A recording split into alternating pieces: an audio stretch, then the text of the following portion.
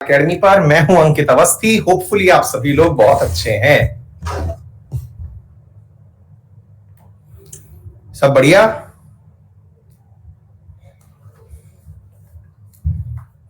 बहुत बढ़िया। ऋषभ, खुशबू, सोनिका, रवि रंजन, सौरभ, लव यादव, शिवंजन, स्नेहा, राहुल, विशाल, अमित, सभी साथियों का स्वागत। ए वेरी गुड इवनिंग बेटा।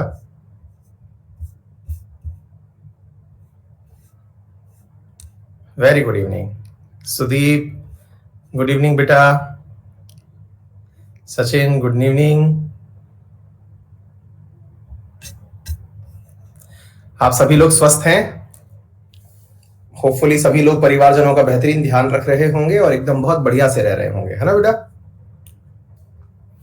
चलिए, बहुत ही अच्छी बात है। आइए तो शुरू करते हैं आज के सेशन को। और आज का सेशन अब तो काफी लंबा टाइटल हो चुका है। कल हमने बहुत ही जबरदस्त जबरदस्त बातें सीखी थी। जो विद्यार्थी कल की क्लास में नहीं थे, एक बार जरूर कल की क्लास देखें, क्योंकि हमने दो बड़े शब्द सीखे थे कल। कौन कौन से शब्द सीखे थे? हमने सीखा था कि सेक्युलरिज्म क्या होता है, हमने सीखा था क्या कहते हैं उसको, सोशलिज्म क्या होता है। ये दो बहुत बड़े बड़े शब्द हमने कल इंडियन पॉलिटी के सीख लिए थे। और फिर हमने कहा था कि अब इसके बाद का हम लोग यहाँ पर आज डिस्कशन करेंगे, है ना? ये बहुत बड़ी अवधारणाएं हैं। असल में ये इतनी बड़ी बड़ी अवधारणाएं हैं कि जब आप हायर स्टडीज में जाते हैं तो इनके ऊपर पूरे पूरे चैप्टर्स होते हैं, है ना? हाँ, बहुत पूरे पूरे चैप्टर्स होते हैं इनके ऊपर बेटा। ठीक है, चलिए तो शुरू करते हैं अपन आज के इस सेशन के अंदर। तो हम लोग बहुत ही बेसिक बेसिक बातें ऑलरेडी कर चुके हैं और अब तक आपने कई बार ये सब बातें पढ़ भी ली होंगी, मुझे ऐसा लगता है। हाँ, तो अब हम यहाँ पर जो अन्य बातें हैं उन्हें भी एक बार डिस्कस कर लेते हैं कि कौन सा तर्क ऐसा है जो अभी तक डिस्कस नहीं हुआ हमारी प्रियम्बल के अंदर। Sovereign, socialist, democratic, secular, Republic, justice, ये सब डिस्कस हो चुके हैं। ठीक है, अब हमने आपके सामने बस एक केस का चर्चा किया था। ये भी मैं आपको बता चुका हूं कि सुप्रीम कोर्ट ने किसको क्या माना था। ये हो गया। अब आज का जो हमारे टाइटल में मेजर इशू है वो ये कि हमारे संविधान में कौन सा हिस्सा कहां से लिया गया है, यानी कि हमारे संविधान के मुख्य भागों में कौन कौन सी चीजें कहां कहां से ली गई हैं, हम उसका डिस्कशन कर रहे हैं। ठीक है बेटा, चलिए अब इसका मीनिंग क्या होता है। समटाइम्स क्या होता है बेटा, हम लोग जब पढ़ रहे होते हैं तो हमें ऐसी फीलिंग आती है कई बार कि यार पता नहीं अंबेडकर जी ने कोई काम किया था कि नहीं किया था। मैं अक्सर इस चीज को इसलिए भी समझाना चाहता हूं कि जब हमको ये बताया जाता है कि हमारे संविधान में अधिकांश हिस्सा किसी ना किसी से लिया गया था, तो हमें एक बहुत बड़ा सवाल बनता है कि क्या वाकई में अंबेडकर जी ने कुछ किया था। और ये बात जेन्युइन भी है कि यार जब हम लोग इतने सारी चीजें सीखते हैं कि हमने मतलब प्रियम्बल उस जगह से लिया, फंडामेंटल राइट उस जगह से लिया, फेडरल स्ट्रक्चर उस जगह से लिया, तो कई बार ऐसा फीलिंग आता है कि हमारा अपना भी कुछ था कि नहीं, है ना? जब लेना ही था तो फिर हम क्रेडिट क्यों देते हैं कि पूरा क्रेडिट जो है वो मतलब उनका है, अंबेडकर जी का है कि उन्होंने 2 साल 11 महीने 18 दिन में जाकर के संविधान बनाया। तो आज हम इस प्रश्न का तो आंसर करेंगे ही, साथ में हम इन चीजों के बारे में भी अध्ययन करेंगे कि इन तर्कों का क्या मीनिंग है। ठीक है, तो इन चीजों का भी हम यहां पर अध्ययन करेंगे आपके आज के सेशन में। आइए एक एक करके सारी बातों की चर्चा करते हैं। ठीक है बेटा, हाँ, रिजर्वेशन वाले बिंदु पर भी मैं बोल दूंगा, जहां पर भी मुझे समय मिलेगा मैं वहां पर उस बिंदु के ऊपर भी परिचर्चा अवश्य करूंगा। और विशेष रूप से जो है मेरे प्यारे साथियों, हम जब आर्टिकल नंबर 15 और 16 पढ़ेंगे ना बेटा, तब मैं आपको जरूर उस चीज को सिखाऊंगा, है ना? हाँ जी, तो अब सुनिए साथियों, मैं आपको पहले एक बहुत बड़ी बात सिखाता हूं, तब मैं इस पॉइंट पर आपको लेके चलूंगा। इस पॉइंट को कि इंडियन कॉन्स्टिट्यूशन को डिराइव कहां से किया गया है, इसे सीखने से पहले क्यों ना हम इतना सा काम कर लें। क्या कर लें? एक छोटा सा व्यवहारिक उदाहरण सीख लेते हैं। और वो क्या है साथियों, आपने कई बार ऐसा देखा होगा कि आपकी घर की किचन में, मेरे उदाहरण जो हैं वो किचन से ही निकल के आते हैं सारे। आप पूछेंगे कि सर आप जो है वो सारी बातें किचन पे ही ले जाके टिका देते हैं, ऐसा क्यों होता है? तो देखिए, आपको मेरा शरीर देख के समझ में तो आ ही जाता होगा कि मैं बहुत ज्यादा फूडी हूँ। नंबर दूसरा, मुझे कुकिंग खुद को बहुत पसंद है ना? मेरी जो हॉबी है उसमें कुकिंग मेरी हॉबी है। ठीक है, तो ये दोनों चीजें मतलब मुझे कहीं ना कहीं ऐसा लगता है कि मुझे जस्टिफाई करती हैं कि मैं क्या हूं, है ना? तो दोनों ही चीजें हैं। तो ऐसी स्थिति में मेरी जो बातें हैं वो पहुंच जाती हैं कुकिंग तक, और वहीं से मेरे प्यारे साथियों पहुंच जाती हैं। और इवन जब मैं खुद पढ़ा करता था तो मतलब भगवान के आशीर्वाद से कभी ऐसा नहीं हुआ कि फाइनेंशियल कोई क्राइसिस रहा हो जिसकी वजह से मुझे खुद खाना बना के इसलिए खाना पड़ा कि भाई फाइनेंशियल क्राइसिस है। मुझे खाना बनाना इसलिए बहुत ज्यादा पसंद था और मैंने कभी टिफिन और इन चीजों को प्रेफर भी नहीं किया। जबकि मैं रेंट पे, मतलब आपको मालूम है दिल्ली में रेंट जो है वो 25-25 हजार रुपए महीने होते हैं, वो भी पे किया है। लेकिन खाना खुद से बनाना, क्योंकि मुझे ऐसा लगता है कि वो इतना कंस्ट्रक्टिव काम है जो आपको ऑन द स्पॉट ये सिखाता है कि आपके हाथों में जादू है। मतलब आप कुछ चीज कंस्ट्रक्ट कर सकते हो, जो आपके सामने रॉ मटेरियल पड़ा हुआ है वो आप उसको रूप दूसरे में बदल सकते हो। तो ये अपने आप में एक बहुत ही बड़ी कारस्तानी होती है। और मुझे वाकई में, मतलब मेरे सबसे बेस्ट काम में दिन भर में कुकिंग लगता था और बहुत ही कम समय में बेहतरीन खाना बना के मैं अपनी आवश्यकता के हिसाब से खा भी लेता था। मुंह में पानी आ गया खुद के खाने को याद करके, है ना। तो मैं कुकिंग के बारे में बात क्यों कर रहा हूं, अब वो सुनिए। क्या होता है ना साथियों, हमारी किचन में बहुत सारे आइटम्स रखे होते हैं ऑलरेडी। बहुत सारे नमक, मिर्च, मसाले जो भी हैं, रॉ मटेरियल के अंदर सब्जियां हैं, सब्जियों के साथ साथ सब्जियों के अंदर सहायक सब्जियां हैं, वो सब चीजें हमारी किचन में रखी होती हैं। अच्छा, तो अब हुआ क्या साथियों कि ये जब सारी चीजें हमारी किचन में रखी हुई हैं तो एक एक्स व्यक्ति गया, एक्स व्यक्ति यानी कि आप गए, मैं गया किचन में, और संजीव कुमार बोले तो जो इंडिया का सबसे बेस्ट, जिसको कहा जाता है कि वो कुक है या वो जिसको शेफ कहा जाता है, शेफ, चीफ शेफ गया, है ना, मास्टर शेफ गया, वो गया। तो देखिए रॉ मटेरियल सबके पास वही है भाई, ऑब्वियस सी बात है, रॉ मटेरियल तो और अलग से पैदा भी नहीं कर सकते ना, सबके पास लगभग एक जैसा ही होता है।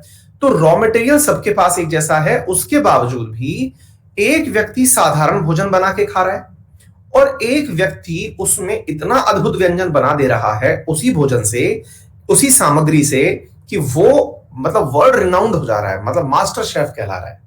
आ गई बात समझ में। तो मुद्दा यह है कि आपके लिए क्या जरूरी है, ये डिसाइड कौन करेगा? तो ये डिसाइड करता है मेरे प्यारे साथियों जो एक बढ़िया कुक होता है। तो जो अंबेडकर जी थे ना, उन्हें हमारे देश की आवश्यकताएं पता थी कि भाई हमारे देश में इतनी डाइवर्सिटी है, इतना पिछड़ापन है, इतनी आर्थिक और सामाजिक असमानताएं हैं, इन्हें दूर करने के लिए कौन कौन सा मसाला जो है वो जरूरी है। अब आपको इस तरह से समझना पड़ेगा, तब जाकर के आपको यह चीज समझ में आएगी मेरे प्यारे साथियों। क्या आपको बात समझ में आ रही है कि इस देश को सबको बराबर लेकर के आने के लिए, है ना, सबको बराबर लेके आने के लिए देश के अंदर, अब बहुत बार इस मुद्दे पर डिबेट छिड़ती है, आरक्षण के मुद्दे पर, कि उन्होंने लोगों को आरक्षण दे दिया, ये कर दिया, वो कर दिया।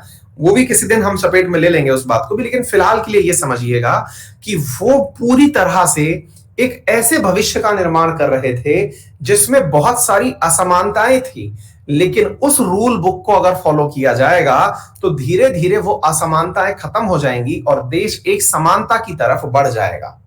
साथियों, अक्सर जब मैं इस लाइन को बोलता हूं तो मैं एक बात हमेशा याद दिलाता हूं अपनी क्लास में हर विद्यार्थी को, कि एक जमाना ऐसा था जिस समय उच्च कुल, उच्च जात, निम्न जात, ये टर्मिनोलॉजी हुआ करती थी, और देश में ऐसे बहुत से क्षेत्र थे जहां पर निम्न जात के लोगों को यह कहा जाता था, सो कॉल्ड जो निम्न जात हमारी हुआ करती थी, उनसे यह कहा जाता था, सर मूल अधिकार सेंड कर दीजिए प्लीज। चलो ठीक है। तो उस समय हमारे यहां पर कहा जाता था कि अगर आप किसी भी तरह से रास्ते से निकल रहे हैं तो अपने हाथ में लकड़ी, डंडा लेके निकलें, है ना, और डंडा लेके निकले और बजाते हुए निकलें, ताकि कहीं ऐसा ना हो कि आपकी संपर्क में तो छोड़िए, आपका कहीं चेहरा भी किसी को दिख जाए। अब आप सोच के देखिए, तो इतना डिस्क्रिमिनेशन अगर था तो भाई एक देश में, एक गांव में, एक क्षेत्र में रहने वाले दो लोग इतने अलग कैसे हो सकते हैं? क्या केवल इस वजह से कि ईश्वर ने उस व्यक्ति का जन्म उस घर में दे दिया और आपका जन्म उच्च कुल में दे दिया? ये तो कोई आधार था नहीं। और वास्तविकता में अगर इसका इतिहास ढूंढते हैं तो इतिहास तो ये बताता है कि कभी कोई व्यक्ति मतलब एक तरह से दलित वर्ग में पैदा होने के लिए बना ही नहीं था। ये तो पहले कर्म थे। जब समाज की आवश्यकता थी तो समाज में किसी को पढ़ाना था, किसी को खेती करनी थी, किसी को सुरक्षा करना था, किसी को सफाई करनी थी। तो इस तरह के कामों के आधार पर आपने अगर सफाई को इतना ही दोयम दर्जे का मान लिया तो खुद कर लीजिए ना सफाई, पता चल जाएगा एक बार। ऐसे चलिए एक कल्पना करते हैं कि समाज के लिए अगर ये काम जरूरी ना होता, सफाई के काम के लिए आपने उनको निम्न दर्जे का माना, तो इसको दूसरी तरह से करके देखते हैं कि सफाई का काम छोड़ दीजिए एक बार के लिए और ये कहिए कि आप सफाई का काम मत करिए, अब हम खुद करके देखेंगे। करके देखिए, आपको पता चल जाएगा कि क्या आपकी पवित्रता या जो आपके अंदर जो एक प्रकार का उच्च भाव है कि आप उच्च कुल के हैं, क्या वो हो पाएंगे। तो ये सब बातें डिबेटेबल हैं। तो ऐसा कहने का अर्थ है हमारा, और इसे मतलब इस प्रकार की बातों को समझने से पूर्व थोड़ा आपको दिमाग और विचार को भी विस्तृत रखना होगा। तो मैं केवल आपको इतना कहना चाह रहा हूं कि जब हम कॉन्स्टिट्यूशन के डिराइव करने की बात करते हैं तो अंबेडकर जी को इसलिए क्योंकि शायद ही कोई व्यक्ति उस समय संविधान सभा में इतना पढ़ा लिखा था जिसने दुनिया भर के इतने सारी चीजों का अध्ययन किया हो। अध्ययन करने की शक्ति उनको यह बात समझाती थी कि हमारे देश में कौन कौन सी असमानताएं हैं और इन्हें दूर करने के लिए दुनिया के कौन कौन से संविधान को पढ़ना जरूरी है, और उन्होंने उन्हीं चीजों को पढ़ा और हमारे देश के लिए उनमें से उन चीजों को ले लिया गया। लेकिन ऐसा नहीं है साथियों कि as it is cut copy paste मार लिया गया। ऐसे कोई थीसिस तैयार नहीं हो रही थी पीएचडी की कि साहब उस लाइन को उठाओ इसमें चिपका दो, दूसरे की लाइन उठाओ इसमें चिपका दो। बिल्कुल भी नहीं, ऐसा हमारे देश में बिल्कुल भी नहीं हो रहा था। हमारे देश के अंदर अलग प्रकार की मांगे हुआ करती थी। हमारे देश के अंदर जात पात होती है, तो ये अमेरिका में तो नहीं होती ना। अमेरिका के अंदर फिर मौलिक अधिकारों का मीनिंग ही नहीं होना चाहिए। हमारे मौलिक अधिकार और उनके मौलिक अधिकार बिल्कुल अलग हैं। हमारे मूल अधिकारों में लिखा हुआ है धर्म, जाति, लिंग, वंश, इसके आधार पर कोई विभेदित नहीं करेगा। अमेरिका में तो इस आधार पर होता ही नहीं है विभेदित, वहां एक ही प्रकार पर होता है, और रंग के आधार पर नस्ली भेदभाव होता है वहां पे। तो हमारे यहां पर और भी पॉइंट जोड़ने पड़े ना, यानी कि मूल भावना ली गई थी और उस मूल भावना के अंदर अपनी तरफ से इनपुट जोड़े गए थे। क्या आपको मेरी बात समझ में आ रही है?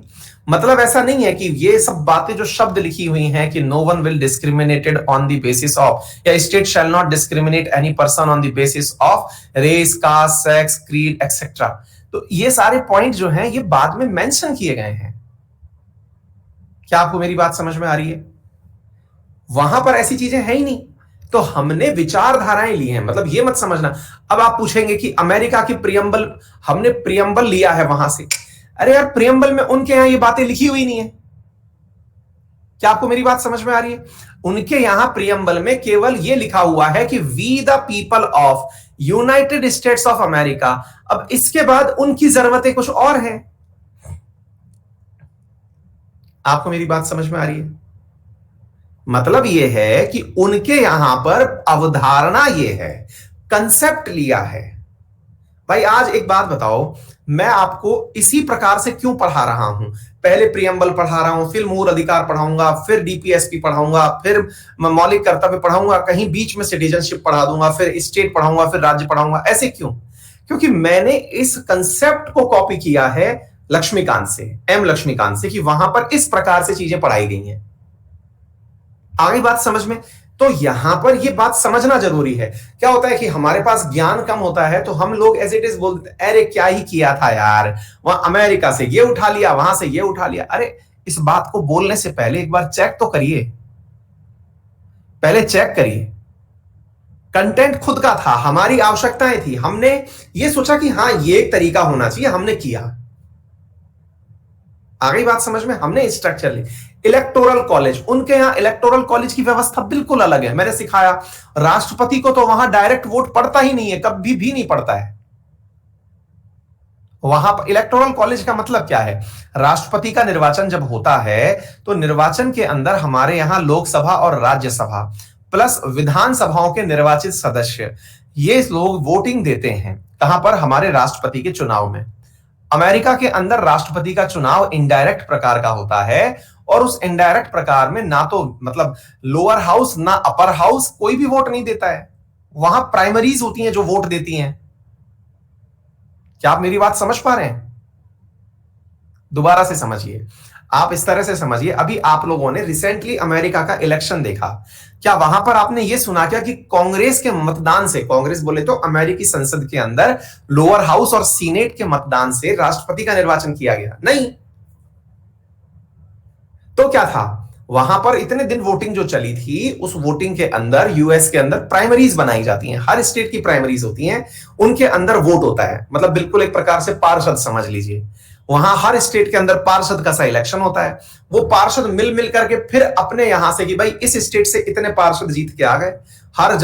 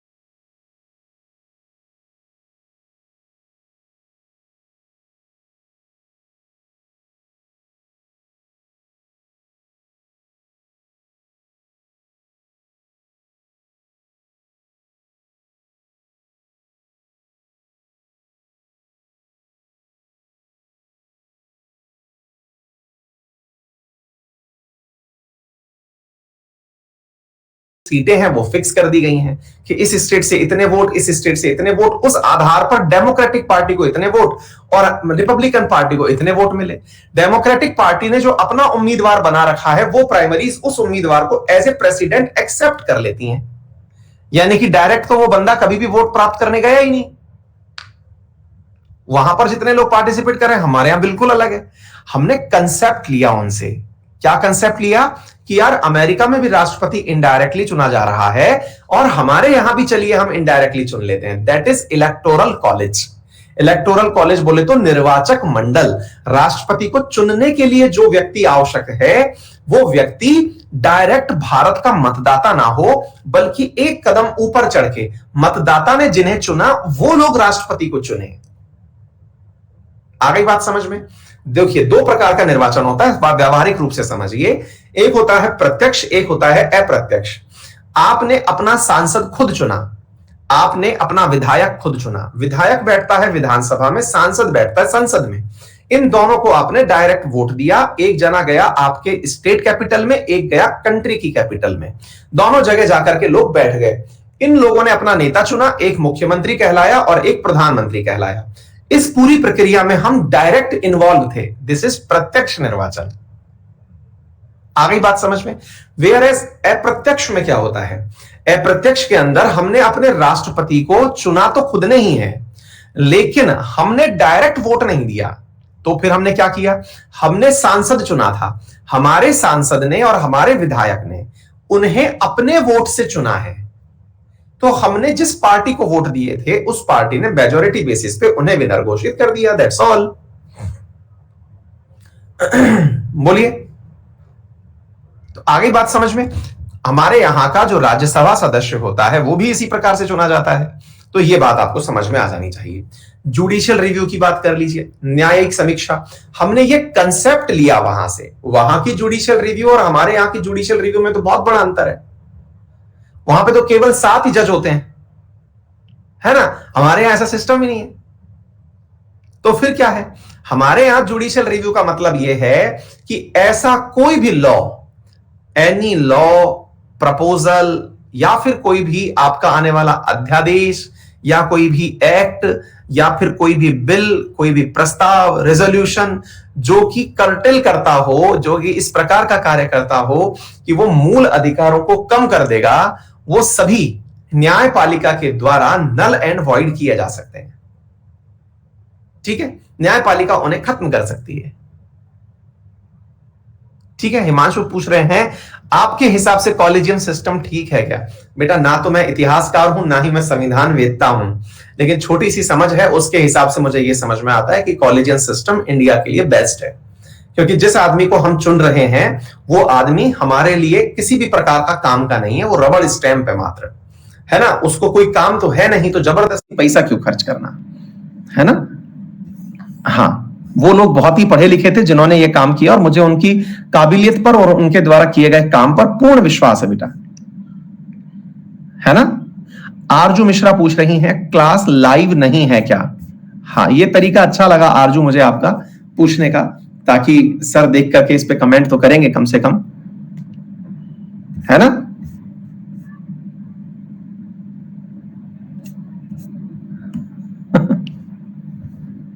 हाँ हाँ, नाम लेने का उसका तरीका था अपना कि इस प्रकार से नाम ले लेंगे, एक मतलब रिवर्स अटेंशन करते हैं। गुड, तरीका पसंद आया। ठीक है, ये सारी चीजें वापस में डिटेल में आएंगी तो इसलिए लोड मत लीजिए। हाँ जी, ऐसे president as a supreme commander of armed forces, है ना? तो प्रेसिडेंट जो है वो हमारी जो सेना के तीनों सेनाएं हैं उनके, मेरे प्यारे साथियों, क्या है मतलब मुखिया है। आपको भी मालूम होना चाहिए। आज जैसे मैं कई बार विद्यार्थियों से ये सवाल पूछता हूं कि बताइए भारतीय सेनाओं का सुप्रीम कमांडर कौन है ना? तो चीफ ऑफ डिफेंस स्टाफ है या प्रेसिडेंट है? बताइए।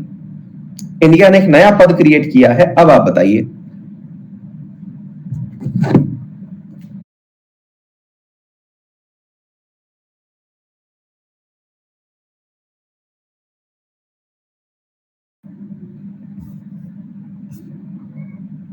है ना? कुछ बच्चे कंफ्यूज भी हो गए, कुछ बच्चों ने लिख भी दिया चीफ ऑफ डिफेंस स्टाफ, है ना? हाँ, लेकिन प्रेसिडेंट ही है ना।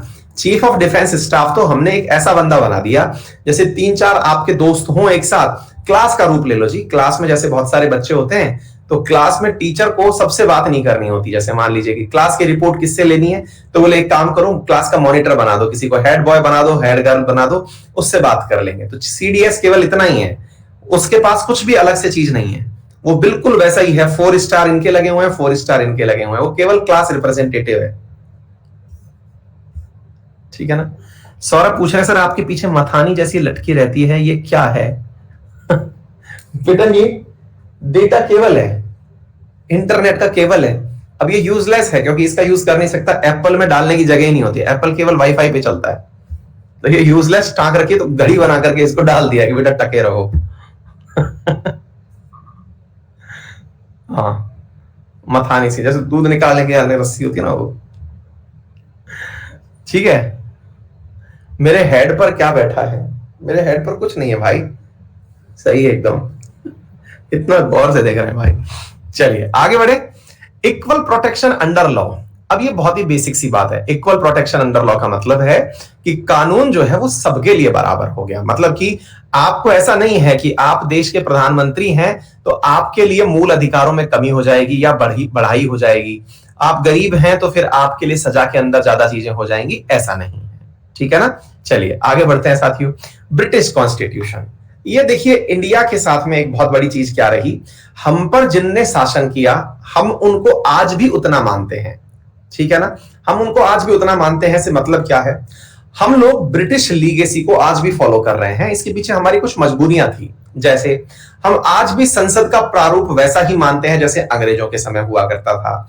Single citizenship, rule of law, rights, institution of speaker and his role, law making procedure, ये सारी बातें बताऊंगा। लेकिन असल में मेरे प्यारे साथियों, हमारे यहाँ का जो संसद का जो संविधान है, वो उसका 2/3 हिस्सा 1935 में जो मतलब इंडियन एक्ट आया था, भारत शासन अधिनियम जो आया था, वो एज इट इज 2/3 हमारे वर्तमान के स्वरूप में है। गवर्नमेंट ऑफ इंडिया एक्ट जो आया था, उसके अंदर से 2/3 हिस्सा अभी हमारे कॉन्स्टिट्यूशन में एज इट इज यूज किया जा रहा है। ठीक है, आगे बात समझ में। अब क्या है मेरे प्यारे साथियों, बड़ा सवाल यह बनता है कि भाई अगर हम लोगों ने एज इट इज चीजें फॉलो करी, तो फिर रीजन बताइए सर, ऐसा क्या रहा कि हम लोग ब्रिटिशर्स के इतने एहसानों में दब गए कि हमें उनकी हर एक चीज पसंद आई कि नहीं साहब अंग्रेजों ने कहा है तो अच्छा ही होगा, है ना। बेटा इनमें से सवाल आते हैं पेपर के अंदर, ये सारे के सारे पॉइंट रटने हैं आपको, है ना।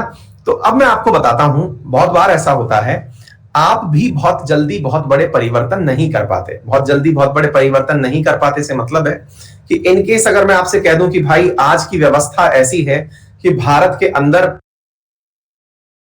पार्लियामेंट्री व्यवस्था नहीं, हमें राष्ट्रपति शासन वाली व्यवस्था लानी होगी जैसे अमेरिका में है, तो देश समझ नहीं पाएगा इतना जल्दी। क्या नहीं समझ पाएगा कि यार कैसे हम अपनी व्यवस्थाओं में परिवर्तन कर लें। वास्तविकता में पार्लियामेंट्री गवर्नमेंट का फॉर्म क्या होता है और प्रेसिडेंशियल फॉर्म क्या होता है, ये भी मैं आपको सिखाऊंगा, लेकिन सरल रूप में आप ऐसे समझ लीजिए।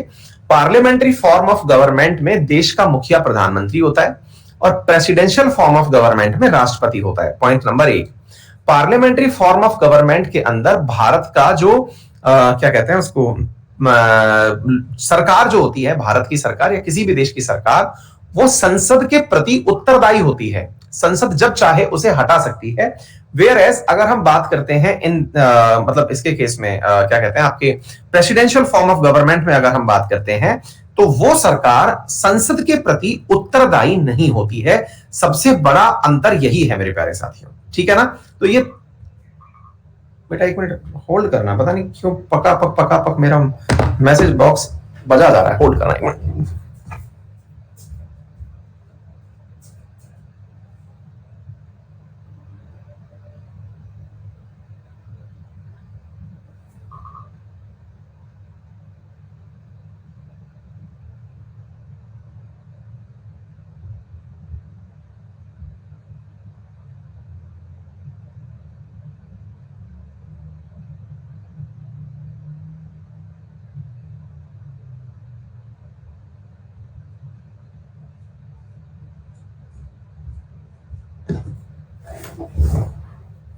हमारा एक क्या है, कंपनी का वो होता है, मतलब इंटरनल मैसेज बॉक्स होता है, वो हमको देखना जरूरी होता है।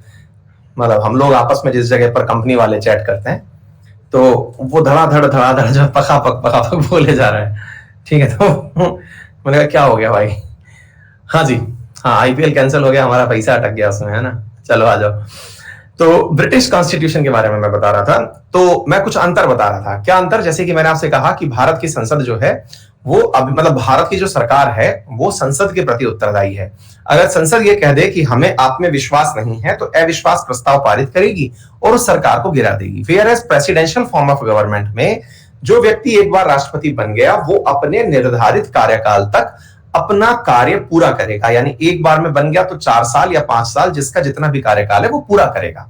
तो भारत ने पार्लियामेंट्री फॉर्म ऑफ गवर्नमेंट अपनाई। फिर आप पूछेंगे तो देखा सर इन्होंने तो एज इट इज कॉपी मार ली। कहां से कॉपी मार ली? ब्रिटेन से कॉपी मार ली? नहीं भाई, इंडिया ने बहुत कुछ अलग से भी किया। हमने पार्लियामेंट्री फॉर्म ऑफ गवर्नमेंट तो अपनाई, लेकिन ब्रिटिश के साथ एज इट इज कॉपी नहीं मारी। हमारे और उनमें तो बहुत अंतर है। क्या अंतर है? उनके यहां आज भी राजा होता है, हमारे यहां राजा नहीं होता है। जबकि राजशाही तो हमसे ज्यादा पुरानी किसकी हो सकती है? हम तो बहुत पुराने राजा लोग हैं। हमारे पास तो बहुत सारे ऑप्शन थे, दिल्ली का राजा हमारे लिए राजा होता, लेकिन हमने राजशाही नहीं अपनाई। उनके यहां आज भी राजशाही है, उनके यहां राष्ट्रपति होता ही नहीं है, हमारे यहां राष्ट्रपति होता है। हमने तो पार्लियामेंट्री फॉर्म के अंदर एक बहुत ही अमेंडमेंट वाली चीज अपनाई। क्या अपनाई? हमारे यहां तो ऐसा भी होता है कि कोई भी व्यक्ति प्रधानमंत्री बन सकता है। कोई भी व्यक्ति मतलब जो भी प्रधानमंत्री की काबिलियत रखता हो। एक सांसद बनने की जो काबिलियत है, 21 साल की उम्र अगर किसी के पास है, तो वो व्यक्ति देश का प्रधानमंत्री बन सकता है। कोई भी, बोले बिना चुनाव जीते, बिल्कुल। जैसे ममता बनर्जी बिना चुनाव जीते भी मुख्यमंत्री बन सकती हैं और बनेंगी। ऐसी सुविधा कहीं नहीं है। बोले कैसे बन सकते हैं सर? हमारे यहां काबिलियत है कि आप बन जाइए, विद इन 6 मंथ चुनाव जीत जाना। क्या आपको मेरी बात समझ में आ गई? हमारे यहां ऐसा है कि आप बन जाइए, कोई भी व्यक्ति 6 मंथ तक, तो हमारे आप भी अगर एलिजिबल हैं तो आप बन जाएंगे। 6 मंथ में आपको चुनाव जीतना है। आ गई बात समझ में? कोई दिक्कत ही नहीं है, और 6 मंथ में हो जाएगा। ठीक है, तो पहली बात तो ये, तो ऐसा ब्रिटेन में नहीं है। ब्रिटेन में तो इतना भी है कि उसे लोअर हाउस का ही मेंबर होना चाहिए। जैसे अपने यहां लोकसभा होता है ना, ऐसे उसका मेंबर होना चाहिए। बहुत कुछ अलग। हमारे यहां क्या है? हमारे यहां पर कहते हैं कि मंत्री ने जो काम कर दिया वो फिर उस काम के लिए जिम्मेदार नहीं है। एक बार सरकार ने कोई काम कर दिया, मान लीजिए सरकार का कोई आदेश आया, सरकार के आदेश की वजह से कहीं से अतिक्रमण हटना था, अतिक्रमण हटवा दिया रोड और ट्रांसपोर्ट मिनिस्टर नितिन गडकरी जी ने। कहीं से पता चला कि वहां पर अतिक्रमण हटाते समय वो घर किसी के ऊपर गिर गया और वहां बैठे मजदूरों की कुचलने से मृत्यु हो गई। तो कुचलने से मृत्यु अगर हो गई, तो हमारे यहां पर जिस मंत्री के आदेश पर यह कार्य हुआ है वो इस कृत्य के लिए जिम्मेदार नहीं ठहराया जाएगा। ब्रिटेन में तो ऐसा है कि यदि जिस मंत्री के आदेश से यह कार्य हुआ है, he is responsible for his work, for his deed, उसको जिम्मेदार ठहराया जाएगा। वहां तो बहुत कुछ अलग है गजब बात। तो ऐसे हमने भले ही उन जैसा सिस्टम अपनाया हो, लेकिन हमने as it is copy paste नहीं किया। हमने अपने हिसाब से चीजें बदली। मैं तो आपको इस तरह से बता रहा हूं ताकि आपके दिमाग में चीजें समझ में आ जाए, क्योंकि कई बार ऐसा होता है कि बहुत सारे बच्चे जो हैं वो चीजों को एज इट इज सोचते हैं कि नहीं नहीं ऐसा नहीं होना चाहिए, वैसा नहीं होना चाहिए। तो मैंने थोड़ा सा उनको ये बता दिया। ठीक है, अच्छा, सिंगल सिटीजनशिप क्या है? सिंगल सिटीजनशिप का मतलब हुआ आप भारत देश के नागरिक हैं, तो भारत के नागरिक हैं तो आपको नागरिकता का पासपोर्ट एक ही मिलना चाहिए कि आप भारतीय नागरिक हैं, पहचान पत्र एक ही होना चाहिए। ब्रिटेन में भी ऐसा है, ब्रिटिशर्स के पास एक ही पासपोर्ट होता है, लेकिन अमेरिका में ऐसा नहीं है। अमेरिका में 50 राज्य हैं, तो 50 राज्यों का अपना पहचान पत्र है और होल अमेरिका का अपना पहचान पत्र है। आप अमेरिकी हैं तो इसके लिए आपका एक पहचान पत्र है, और आप किसी एक राज्य से बिलोंग करते हैं उसका एक एडिशनल पहचान पत्र आपके पास होगा, यानी दोहरी नागरिकता आपके पास होगी। आ गई बात समझ में? और रूल ऑफ लॉ, कानून का शासन, मतलब क्या होता है? कानून है क्या? मेरा वचन ही है शासन, ऐसा नहीं। जो कानून व्यवस्था बनाने वालों ने लेजिस्लेचर में यानी विधायिका में बैठ करके विधान बनाया, जैसे मान लीजिएगा कि आज हमारे यहां पर संसद ने बैठ करके कानून बनाया। क्या कानून बनाया भाई? हमारी संसद ने बैठ करके कानून बनाया कि डिजास्टर मैनेजमेंट के एक्ट के तहत कोई भी व्यक्ति अगर आपातकालीन परिस्थितियों में घर से बाहर निकलता है तो उसे, जैसे आप आए दिन अखबार में आता हुआ नहीं देखते कि सरकार ने अभी जैसे मतलब राजस्थान के मैं उदाहरण देता हूं आपको कि गहलोत सरकार जी ने अभी क्या कर दिया साहब, हमारे यहां पर एक नया विधान निकाला है और वो ये है कि अगर कोई भी व्यक्ति सड़क पर घूमता हुआ दिखाई दिया तो उसको क्वारंटाइन कर दिया जाएगा। अच्छी बात है। शादी में 31 से ज्यादा लोग दिखाई दे गए तो उसके ऊपर 1 लाख रुपए का जुर्माना लगा दिया जाएगा। तो अब ये क्या है, पनिशमेंट है ना, ये रूल ऑफ लॉ है। कानून बनाया किसने बनाया, ये कानून किसने बनाया, ये विधायिका ने बनाया, लेजिस्लेचर्स ने बनाया, जिन्हें आपने चुन के भेजा। इसे रूल ऑफ लॉ कहते हैं। आगे बात समझ में। यहां मनमर्जी नहीं चल रही है, यहां सब कुछ, यहां ऐसा नहीं है कि पता चल रहा है आज तो फ्रंट पेज पर गहलोत जी का नाम आ गया कि भाई मतलब आप पूरे राजस्थान के अंदर ऐसा होगा, अगले दिन पता चल रहा है वसुंधरा जी जो इस समय सरकार में ही नहीं है उनका अगला पेज आ रहा है कि हाँ भाई हमारी तरफ से ये पनिशमेंट दिया जाएगा, अगर कोई भी व्यक्ति सड़क पर दिख गया तो उसको 2 लाख रुपए का जुर्माना देना पड़ेगा है। और कोई भी मतलब कोई भी छोटा भैया मुन्ना त्रिपाठी टाइप से कुछ निकाला है, वो अपना रूल निकाल दिए कि भाई हमारी तरफ से ये है कि हमारे क्षेत्र में कोई भी बाहर निकलता हुआ मिल गया तो उसके गले में माला पहनाई जाएगी और उसको बढ़िया से पार्टी दी जाएगी। तो ऐसा नहीं है। यहां पर जिसको आपने चुनकर भेजा है विधायिका में, वही जाकर के क्या कहेंगे, वही जाकर के कानून बनाएंगे और उन्हीं की बात चलेगी। आगे बात समझ में, आगे बात समझ में। इसी प्रकार से फिर रिट की बात करते हैं। रिट का मतलब क्या हुआ, आपको अपनी बहुत सारी बातें मनवानी है। हालांकि मैं मूल अधिकारों में पढ़ाऊंगा आपको ये सब बातें, लेकिन एक ब्रीफ इंट्रो हो जाएगा तो होगा ये कि आपको बहुत सारा सुविधा रहेगा पढ़ने में। ऐसा लगेगा कि ये तो सब सुना हुआ सा है, ये असल में चैप्टर नहीं है, ये पूरी की पूरी किताब का ब्रीफ इंट्रो है, पूरा की पूरा पॉलिटी का ब्रीफ इंट्रो है ये, हर चीज जो मैं बोलता जा रहा हूं। रिट का मतलब क्या होता है, रिट का मतलब होता है साथियों, जैसे मान लीजिएगा कि आपको लगता है कि आपकी सुनवाई कहीं नहीं होती है। सुनवाई कहीं नहीं होती का मतलब सरकार अपने काम में बिजी है, पड़ोसी अपने काम में बिजी है, घर वाले मेरी सुन नहीं रहे हैं और मुझे लग रहा है कि मेरे मूल अधिकारों का हनन हो रहा है। बोले कैसे हो रहा है, बोले मैं सोना चाहता हूं लेकिन पड़ोसी रात को जब मैं सो रहा होता हूं तब डीजे बजा देता है। मैं पढ़ना चाहता हूं, पड़ोसी डीजे बजा देता है। मैं बाहर निकलता हूं तो पड़ोसी धुआं कर देता है। तो ऐसी परिस्थितियों में मुझे लग रहा है कि कोई ना कोई दिक्कत हो रही है और मैं कमरे में सो रहा हूं, पड़ोसी मेरे कान में मतलब कमरे में कान लगा के बैठा हुआ है कि ये फोन पे क्या बात कर रहा है, इनके घर में क्या बात हो रही है, बिल्कुल खिड़की पे चढ़ के बैठा हुआ है, सर मेरी प्राइवेसी भंग हो रही है मेरा फोन रिकॉर्ड हो रहा है सर। तो ऐसी चीजों में आपकी कौन सुनवाई करेगा। तो ऐसी स्थिति में आपको अधिकार दिया गया है कि आप सीधे जाइए। कहां जाइए, आप सीधे सुप्रीम कोर्ट पहुंचिए और अपनी बातें करिए। ठीक है, तो ऐसी स्थिति में अपनी बातें रखने के लिए आपको कुछ तरीके दिए गए हैं, उन्हें रिट कहा जाता है। आप अपनी तरफ से जाकर के रिट लगाएं कि साहब मेरे साथ में मूल अधिकारों का उल्लंघन हो रहा है। ठीक है, तो ये बात आपके सामने आ गई। चलिए फिर आगे बढ़ते हैं। Institution of speaker and his role. अब देखिए, स्पीकर जो शब्द है ना, वास्तविकता में आपने कई बार देखा होगा कि शब्द जो है वो है स्पीकर। जैसे अपने यहां पर है ओम बिरला जी जो हैं वो स्पीकर हैं, लेकिन कभी हमने उनको बोलते नहीं सुना। केवल वो इतना ही बोल रहे होते हैं। क्या बोल रहे होते हैं, माननीय शांत हो जाइए,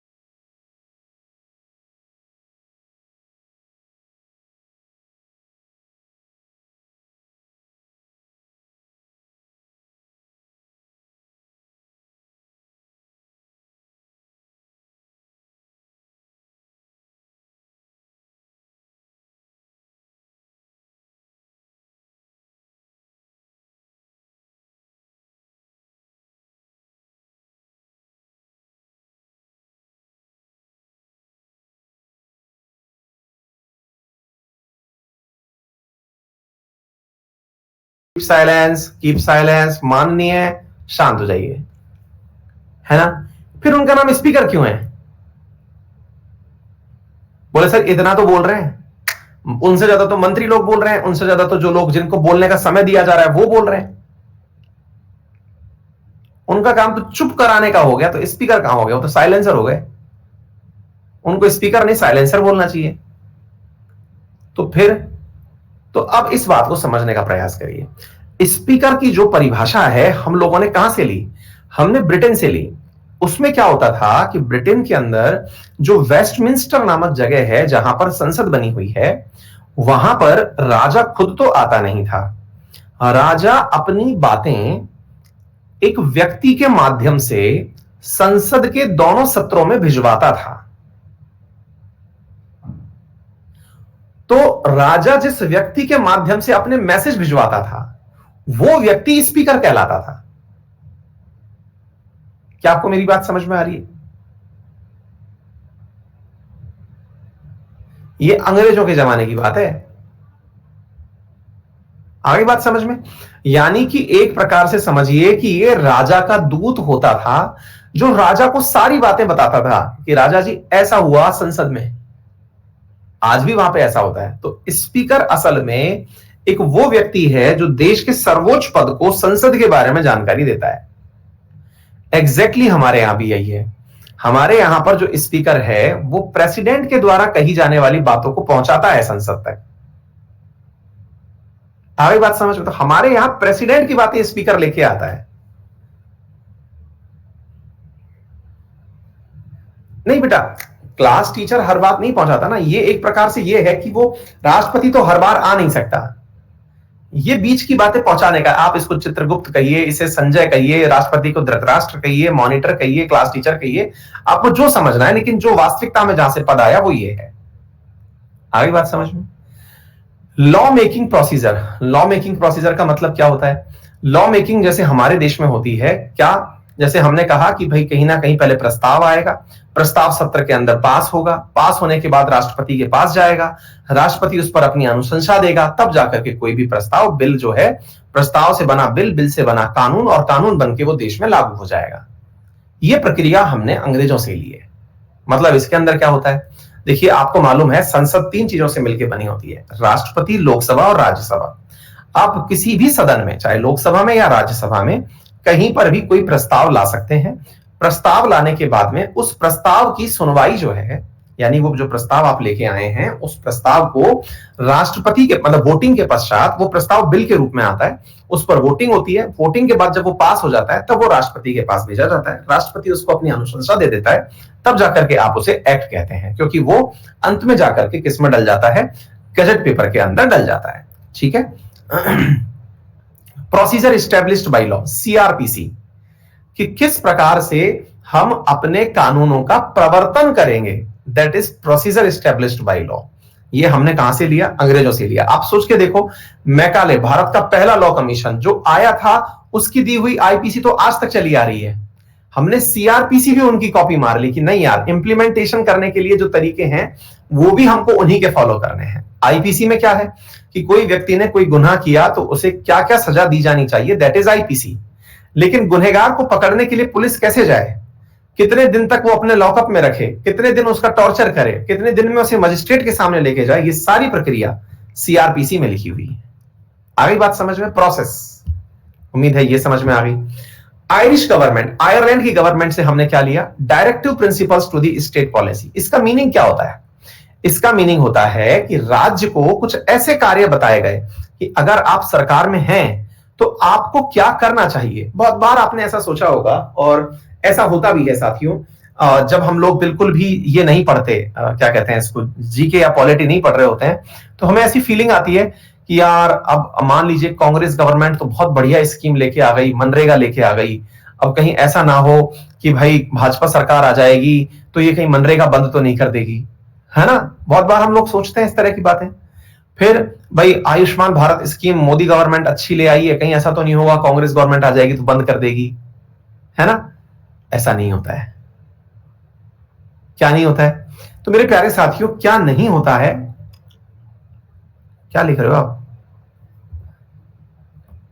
कनाडा रह गया पीछे। नहीं बेटा, अभी तो नहीं रहा, कंटेंट में तो था नहीं। अच्छा इधर रह गया, ओहो माफी चाह रहा हूं। मैं एक्चुअली क्या, वो हिंदी इंग्लिश में रह गया।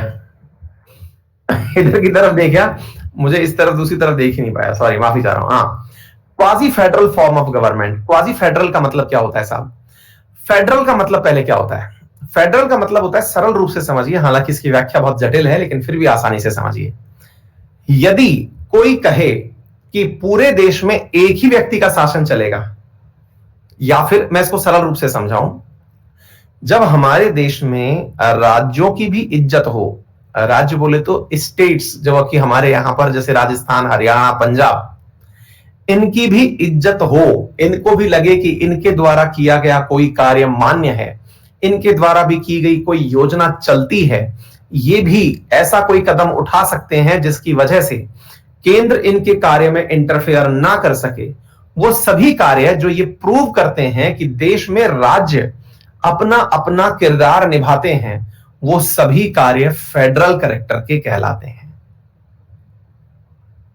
जैसे जैसे है मेरे प्यारे साथियों कि हमारे राज्यों के अंदर राज्य सूची के विषय दिए हुए हैं, एग्रीकल्चर है, या फिर हम इस प्रकार से समझिए कि पुलिसिंग है, स्वास्थ्य है, ये वो कार्य हैं जिन पर राज्य खुद से निर्णय लेता है कि भाई हमें अपने द्वारा क्या क्या कार्य करने चाहिए, है ना।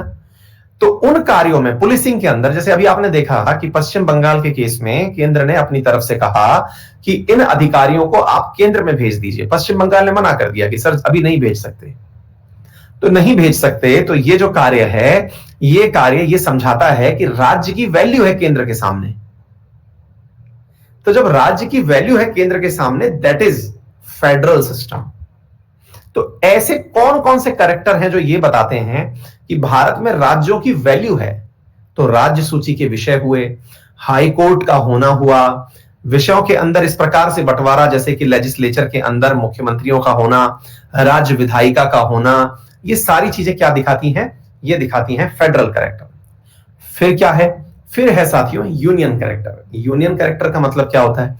जब आपको यह लगने लगे कि यह फीचर ऐसा है जिसकी वजह से राज्यों की तो बेइज्जती हो जाएगी। राज्यों की बेइज्जती मतलब राज्यों को कोई पूछेगा ही नहीं। जैसे आपातकाल लगा दिया या राष्ट्रपति शासन लगा दिया, तो राज्य की चुनी हुई सरकार तो वेस्टेज हो जाएगी। क्या आप मेरी बात समझ पा रहे हैं? राज्य की चुनी हुई सरकार का कोई मीनिंग ही नहीं रह जाएगा, सारा की सारा ध्यान जो है वो केंद्र के पास चला जाएगा। इस प्रक्रिया को कहते हैं मेरे प्यारे साथियों यूनिटरी कैरेक्टर। तो हमारे देश में ऐसे कौन कौन से उपबंध हैं जो ये बताते हैं कि देश यूनिटरी है या फिर फेडरल है? तो उस आधार पर एक अलग चैप्टर है जिसको हम पढ़ाएंगे आपको। लेकिन कनाडा से हमने इस प्रकार का काम लिया। क्या लिया? कि हमने एक ऐसा चीज बनाई जिसमें फेडरल सिस्टम तो है लेकिन केंद्र ज्यादा मजबूत रखा है हमने। यानी कि हमने राज्यों को इज्जत तो दी है लेकिन आवश्यकता पड़ने पर हम यूनिटरी कैरेक्टर में डायरेक्ट घुस जाते हैं। आ गई बात समझ में? इस प्रक्रिया को क्वाजी फेडरल, यानी हम पूरी तरह से फेडरल नहीं है, अर्ध संघीय।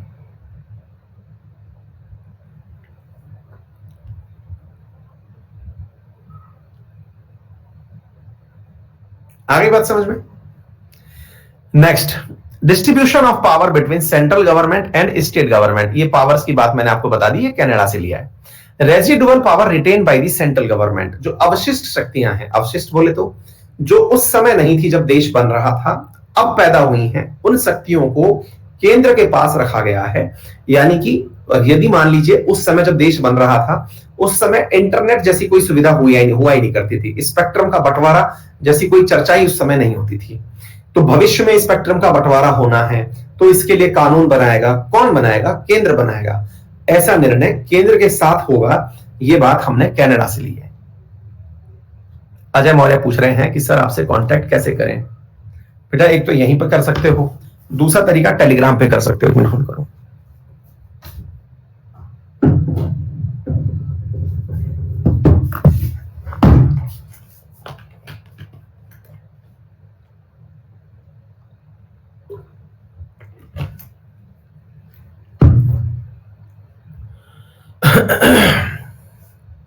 ठीक है, टेलीग्राम लिंक t.me/अंकित अवस्थी, अंकित अवस्थी सर के नाम से सर्च कर सकते हो, ये रहा। ठीक है, अच्छा तो ये बात समझ में आ गई यहां तक कि आपको?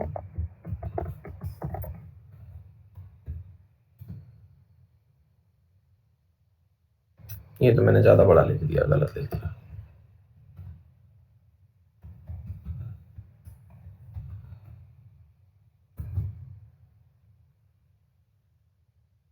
टेलीग्राम के अंदर डिटेल्स में चले जाना, वहां पे संपर्क सूत्र भी है। ठीक है, चलिए तो ये बात हमने समझा दी आपको। चलिए नेक्स्ट क्वेश्चन है आयरिश कॉन्स्टिट्यूशन, आयरिश संविधान। अच्छा, एक विद्यार्थी लिख रहे हैं कि सर आपकी वजह से हमने तो ग्लास में पानी पीना सीख लिया, आप बोतल से पी रहे हो। बेटा हमारे क्या दो शरारती तत्व भी हैं, एक ना एक आता है, ग्लास उठाता है, फोड़ के चला जाता है। तो हमको क्या है कि बचाने के लिए वो भी प्लास्टिक की बोतलें यूज करनी पड़ रही हैं। गिलासों का ऐसा बलिदान हुआ कि हमने वो सुख ही छोड़ दिया भाई, हम सुख नहीं ले पाते।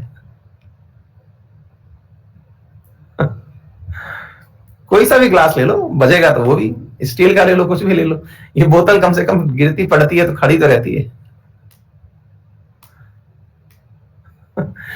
हाँ जी, तो आयरलैंड के साथ क्या लिया? आयरलैंड के साथ डायरेक्टिव प्रिंसिपल्स लिए। डायरेक्टिव प्रिंसिपल्स मैं आपको एक लाइन बोल रहा था कि मान लीजिएगा आपको लगता है कि कहीं केंद्र सरकार ऐसा ना करे कि भाई, मतलब मोदी सरकार ऐसा ना करे कि डीपीएसपी को बंद कर दे, है ना?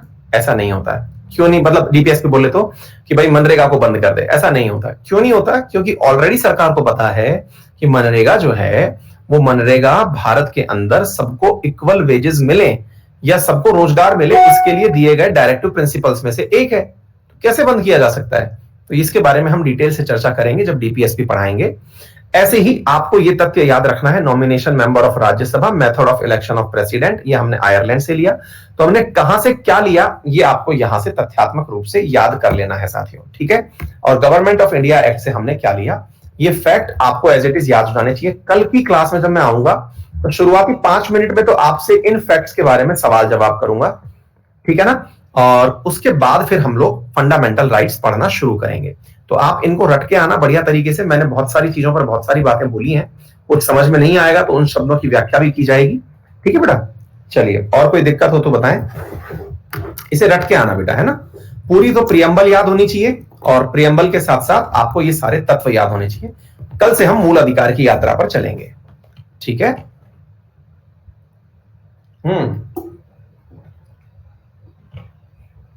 एक विद्यार्थी ने पूछा रिटर्न और अनरिटर्न का मतलब क्या होता है? बहुत अच्छा सवाल है। अक्सर मैं विद्यार्थियों को इसका आंसर शुरुआत में दे देता हूं, पता नहीं क्यों मैं भूल गया।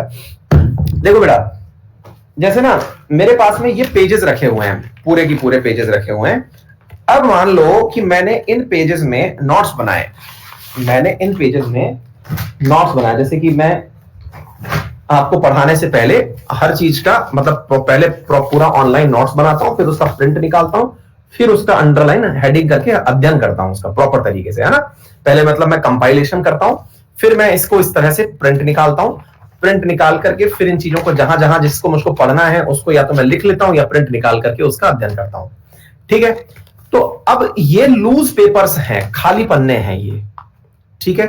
अब क्या हुआ कि अगर मैंने ये बातें इस पर लिखी तो हैं, लिखी हुई हैं, लेकिन इनको मैंने फेंक दिया, ये लीजिए, अगर मैंने इनको फेंक दिया तो फेंकने का मतलब यह हुआ कि ये लिखित तो थे लेकिन ये किसी भी फाइल के अंदर स्पाइरल बॉन्डेड नहीं थे। ये किसी भी फाइल में या किसी भी नोटबुक में, जैसे मेरा ये रजिस्टर है, ये स्पाइरल बॉन्डेड है ना? इसके ऊपर स्पाइरल बॉन्ड्स लगे हुए हैं, आप देखिए यहां पर दिख रहा होगा आपको, ये जो स्पाइरल बॉन्ड्स लगे हुए हैं, मैंने उन लूज पेपर्स को अगर स्पाइरल बॉन्ड में डाल दिया तो इसे कहते हैं रिटर्न कॉन्स्टिट्यूशन। इसे क्या कहते हैं? रिटर्न कॉन्स्टिट्यूशन, है ना?